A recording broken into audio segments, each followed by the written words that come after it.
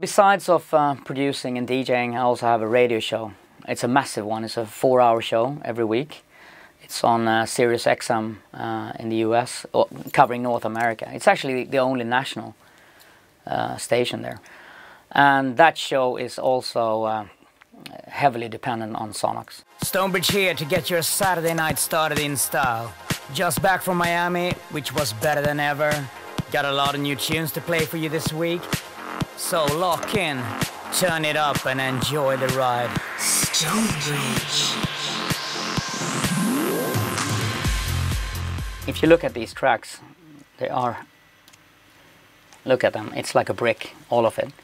You still have to get the levels right on the mix. So I've developed this chain. So what I'll do is I'll bring the level on each track down to -5 dB. And then when I mix them together, I'll put this Oxford limiter in the end. Not working too heavy, as you see, it's a little yellow there. But it sort of glues the mix together. And you can pause now and take the settings. It's a very good mix show setting, actually, I have to say. But don't forget to bring down the individual tracks to about -5, 5.2, something like that. It's perfect for when you get parts and it's a bit tired, lifeless. It just brings it out. So this is a typical inflator job. Let's bypass it. I mean, you can barely hear it. It just disappears. So what you do is I usually exaggerate here and then find the sweet spot with the curve here.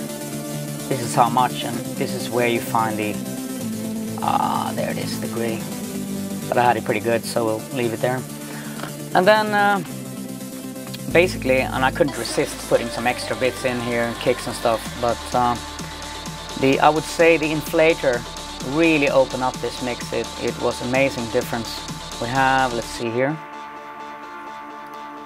without, with it's magic. It just opens up. Absolutely amazing plugin. And then I routed everything but the kick drum and a few other things. I routed to this little, let's see if I can show you. I have this, what I call a smash bus, and here we have the limiter. So let's just take it out.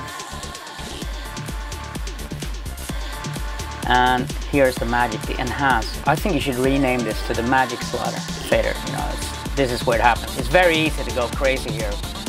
So you gotta keep it calm, but it's very good to crank this up and get the release and attack right, and then bring it down again. That's what I usually do.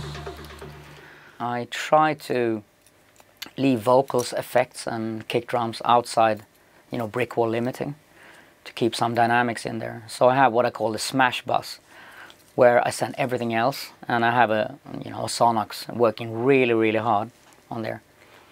But I sometimes use it on individual tracks as well. It's really good to keep levels.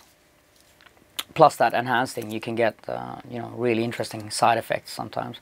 But the beautiful thing with Sonnox is it's almost impossible to make it sound like shit. I mean, you have competition where it's very easy to get too heavy and it starts distorting in a really nasty way. If this one is distorting, it does it nice too. Very British. This is the mashup. What you do these days, you have, in this case, put them high, and you find a new track, like really new. This is probably only just released now. It's Michael Wood's new track, Platinum Chains, and it happens to be D sharp minor, as put them high. So I thought, just before Miami.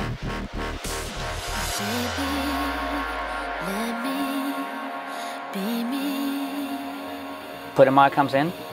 And this a cappella, I remember I spent weeks getting this vocal right.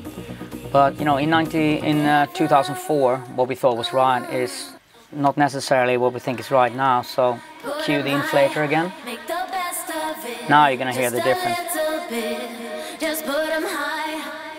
Listen to that, beautiful. Just brings it out. So it's very practical if you have a full mix like this. The a cappella is with effects and everything, and to make it gel with the track. And then on the master fader, even though this track is heavily mastered already, you put a little limiter on here. We can bypass it to see the difference. It's not much on this one because I kept it kind of zero. But it, you know, when the vocal comes in screaming, it brings the track down a little bit, so it makes it gel better. Again, you know, it's very, very tempting to listen to that. Beautiful. So, but we'll keep it calm because, as you see, it's kind of brick wall already.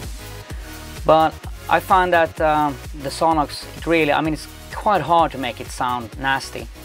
Like there are some competition that is very easy to, it just distorts, and digital distortion is not as analog as we know. So it's really hard. I mean, it's quite heavy. Good job you don't see the master fader, it's like flat. All right, and then we'll go to another use, which is the Vintage Spice. I mean, this track, I mixed this down probably 2002. And it's really, I mean, if you look at it, you still have dynamics here actually. And these days it's a massive brick. You see the peaks and the transients are shining through, which is completely unacceptable. So we'll go a little inflator. Here he is. Same thing again, you sweep around, you exaggerate it first. Now you can hear the percussion really come through here. And then you bring it down a little bit. And then just to get the levels as loud as you can, you put the limiter on. Same theory, you can exaggerate first to get the release right. I mean, the longer, the more you let the kick drum sort of be there. Or if you want it snappy, you cut it short. And then again, with the enhanced thing here. It's very important to keep this one. I sometimes actually click here to get 0.05. That's the loudest you can go, really. Now let's bypass these. See? Can't even hear it. Beautiful.